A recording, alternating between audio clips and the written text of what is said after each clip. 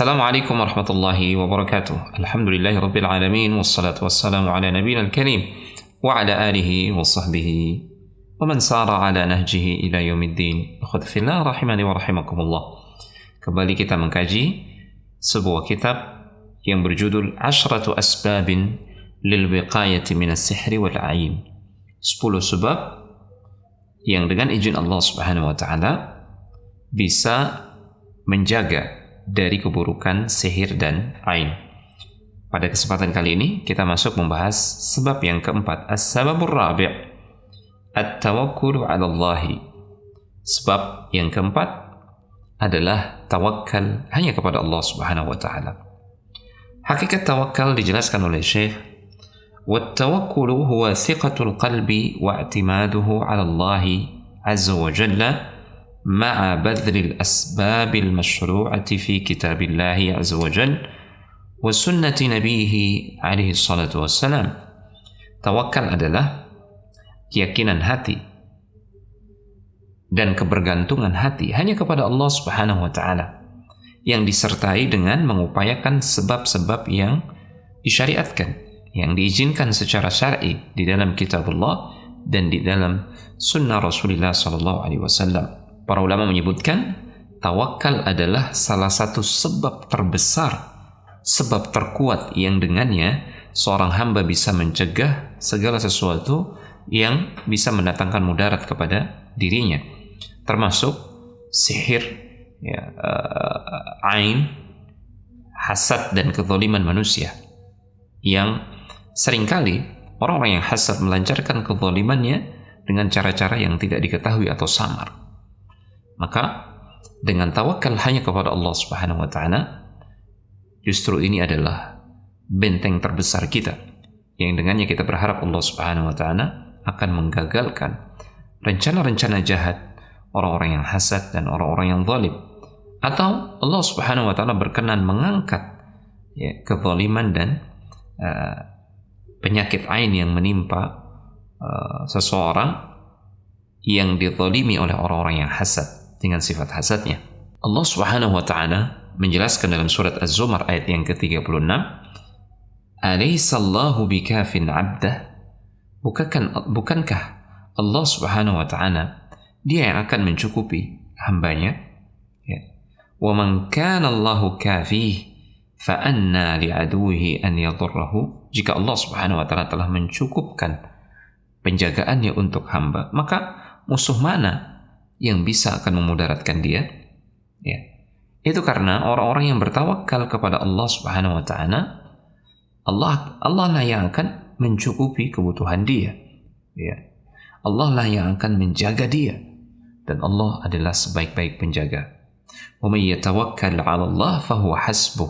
Siapa yang bertawakal kepada Allah Subhanahu wa taala, maka cukup Allah untuk dia. Cukup Allah sebagai penjaga dia, cukup Allah sebagai orang yang akan mencegah kemudaratan yang direncanakan oleh orang-orang yang berniat jahat kepadanya. Kemudian di sini Syekh mencontohkan kisah penjagaan Allah Subhanahu wa taala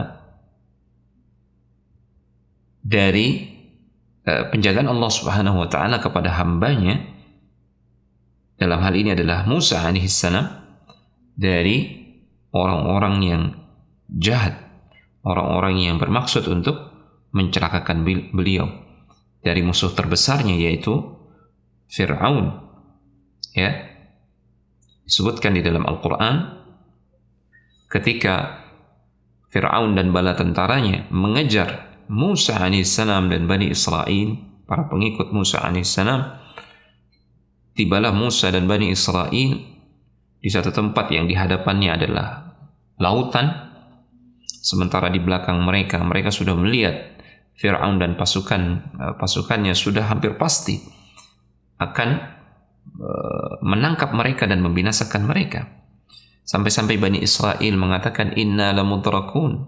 Benar-benar kita akan didapati oleh Fir'aun dan pasukannya, dan kita akan dibinasakan oleh mereka. Namun Musa dengan penuh keyakinan mengatakan, "Kalla inna ma'iya rabbi sayahdin." Sekali-kali tidak, sesungguhnya Rabbku bersamaku dan dia akan memberikan petunjuk kepadaku jalan keluarnya.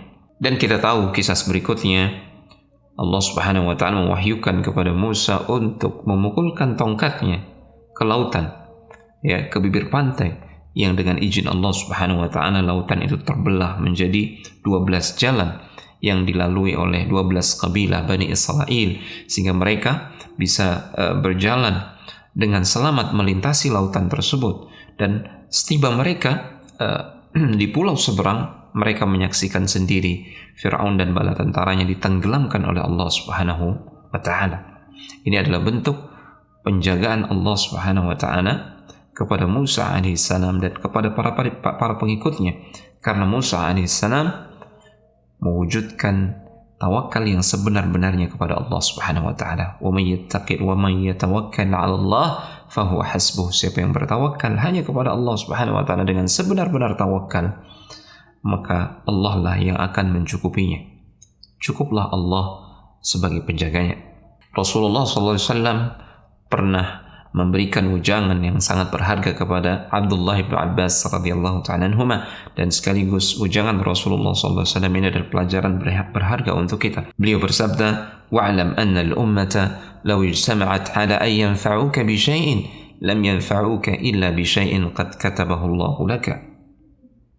Ketahuilah, ya, wa'lam anna al-ummata, ketahuilah, andai kata segenap umat, ya, law ijtama'at ala an yanfa'uka bi syai'in, andai kata mereka berkumpul untuk memberikan manfaat kepadamu, lam yanfa'uka, mereka tidak akan mampu memberikan manfaat kepadamu, illa bi syai'in qad katabahu Allahu laka, kecuali dengan sesuatu yang Allah telah tetapkan untukmu.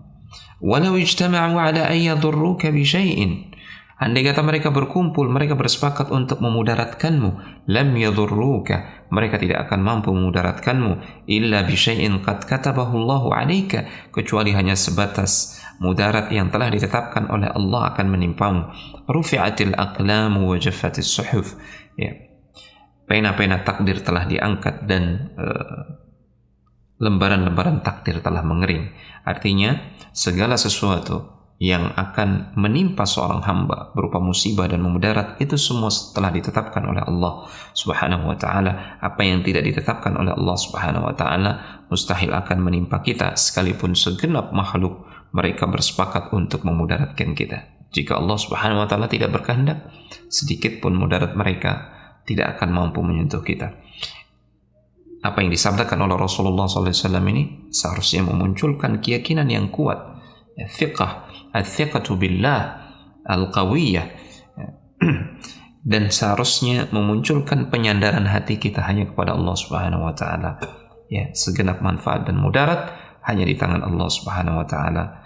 Kita tidak perlu takut kepada makhluk, kita hanya perlu takut kepada Allah Subhanahu wa taala. Kita tidak perlu berharap kepada makhluk, kita hanya perlu berharap kepada Allah Subhanahu wa taala.